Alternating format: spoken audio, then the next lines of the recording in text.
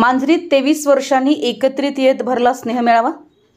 विद्यार्थी घडवण्यामध्ये शिक्षकांची भूमिका महत्त्वाची असते। प्रत्येकानं आपापल्या क्षेत्रात कार्य करत असताना आपल्या शाळेचा विसर पडू देऊ नये असे विचार सर्वोदय शिक्षण संस्थेचे मुख्याध्यापक किरण साळुंके यांनी मांजरी येथे विद्यार्थ्यांच्या स्नेहमेळाव्यात मांडले। मांजरी येथील मराठा भवनमध्ये सन 2002-3 सालामधील मराठी मुलांची शाळा व सर्वोदय हायस्कूलमधील विद्यार्थ्यांचा स्नेहमेळावा आयोजित करण्यात आला।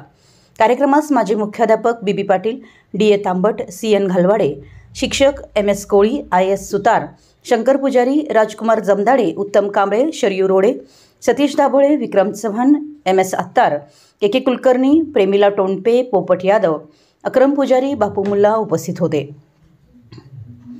उपस्थित शिक्षकांच्या हस्ते प्रारंभी दीपप्रज्वलन करून कार्यक्रमाची सुरुवात करण्यात आली। माजी विद्यार्थ्यांनी आपला परिचय देत जुन्या आठवणींना उजाळा दिला। मित्रमैत्रिणींचा फेटा बांधून स्मृतिचिन्ह देऊन सन्मान केला। CN घालवाडे मनोगत व्यक्त करताना संयम व भक्तिभावना बाळगून सर्वांशी स्नेहाने वागा, शिक्षकांनी दिलेल्या संस्कारातून पुढील पिढीला घडवण्याचं कार्य आता आपण केलं पाहिजे असा संदेश दिला।